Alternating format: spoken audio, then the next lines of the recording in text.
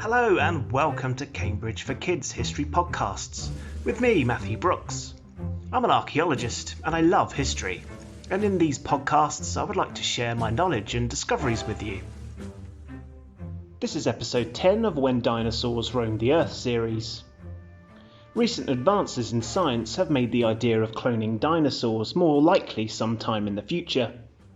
The oldest DNA found intact was from around 1 million years ago. For dinosaurs, we would need to go back 66 million years. The question is, would a sample survive? In this episode, you will learn about DNA, the building blocks of life. What animals could we bring back today? How the movie Jurassic Park got the science wrong. And how scientists could clone dinosaurs in the future. In Could We Bring Dinosaurs Back?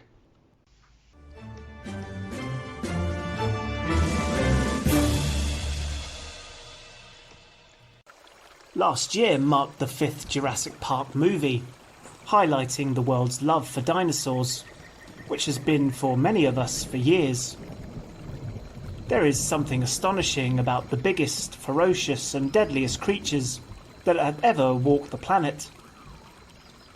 But the films have created another attraction, as they have ignited an interest in dinosaur DNA, the code of all life. In recent times, scientists have identified this code, of which the dinosaurs are all made from. The question that is obviously on many people's mind is, does this bring us closer to a real Jurassic Park? The answer is unfortunately no.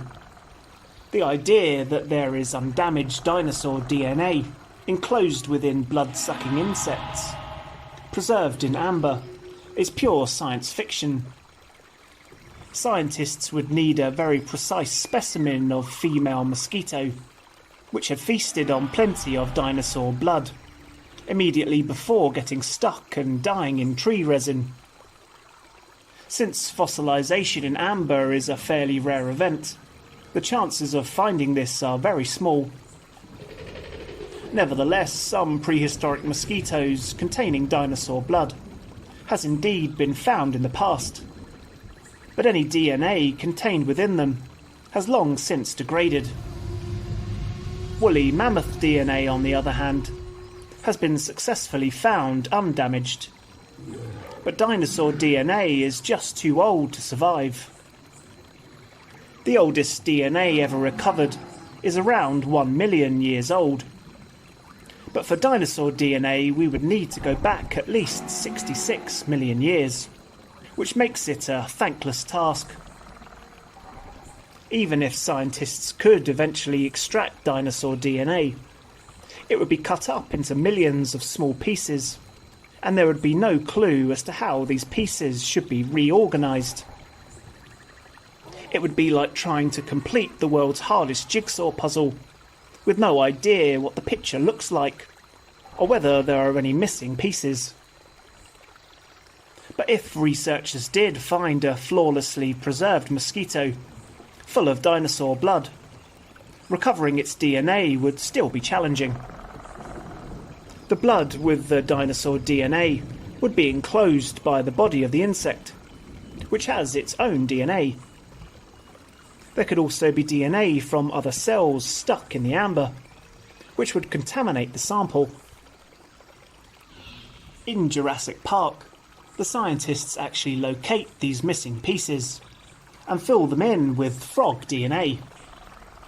But this method wouldn't give you a dinosaur. It would give you a mix of dinosaur and frog. A frogosaur, or dino-frog for instance.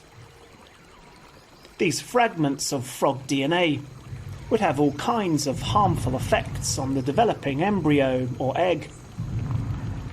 Unlike the movie, it would be more practical to use bird rather than frog DNA, as they are more closely related. But even if you did, it still wouldn't work. Also, the indication that all you need is one strand of DNA, and that's enough to reconstruct a whole living animal, again is science fiction. DNA is but the starting point. In short, scientists would need a perfect dinosaur egg, and all the intricate information contained within it.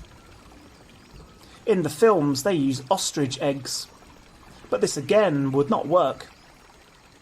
You unfortunately can't insert, for example, chicken DNA inside an ostrich egg and expect to recreate a chicken, as these tests have already tried and failed to do so. The same would be true of a T-Rex and an ostrich egg.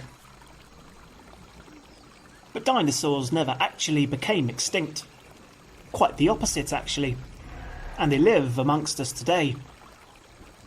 Some scientists say that birds did not actually evolve from dinosaurs at all, and that birds are not closely related to dinosaurs. Instead, modern-day birds are dinosaurs. Dinosaurs, which include birds, are the survivors of at least 4 extinction events, developing each time in more varied, bizarre and magnificent forms. So in the future it may be imaginable to use Jurassic Park style technology to help reverse some of the damage that humans have caused. The human race has seen the extinction of famous modern bird-like dinosaurs, such as the dodo and the passenger pigeon. These extinct birds are only a few hundred years old, so salvage of DNA from these birds is a far more accurate proposal. In the correct circumstances, scientists may be able to revive some of these species from extinction. Besides using DNA from creatures entombed in amber, there are a number of theories on how scientists might clone dinosaurs. One involves finding DNA in fossilised dinosaur bones. The problem with this idea is that DNA has a complex and extremely fragile structure. The procedure of fossilisation involves the slow changing of living cells into minerals over millions of years. This process in fact destroys the cells that may hold DNA. However, one team of scientists has recently discovered what appears to be living flesh in the bones of a T-Rex. It was a major finding that no one thought was possible. Scientists believe all soft tissue was ruined in the fossil process. While the discovery doesn't guarantee that researchers will ever find complete DNA in fossils, it makes the idea more possible than it was in the past. Another interesting idea is that researchers could order the DNA of dinosaurs and restructure the required DNA strands in the lab. At this point, it is not possible with today's technology. The sequencing of human DNA, for example, took 13 years to complete, and the final recreation wasn't something researchers could use to clone humans with. Rebuilding whole strands of dinosaur DNA would involve technology far superior to what exists today.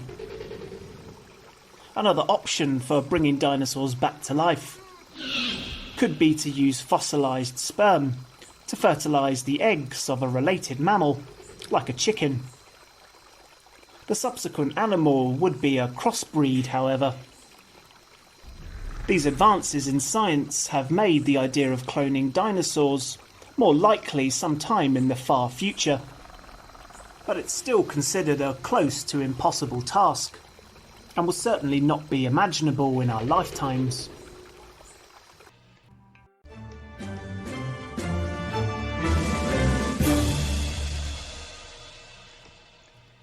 Hopefully today you have enjoyed this episode and learnt something new. If you like this podcast, be sure to subscribe so you never miss another episode. Tune in next time with your host, me, Matthew Brooks, for more time travelling. Thanks a lot for listening and have a great day.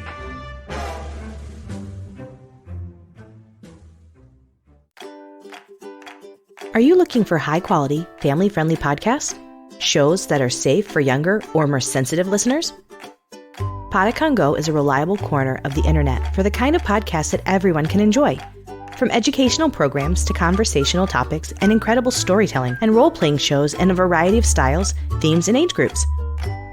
Podicon Go is a group of independent podcast creators dedicated to creating high-quality programs that provide family fun for everyone. Visit podicongo.com for an ever-growing lineup of shows, complete with descriptions and ways you can listen. Connect with the Podicon Go Family-Friendly Podcast Network on Facebook and Twitter. PODICON. Go! It's podcast fun for everyone. Podicon Go!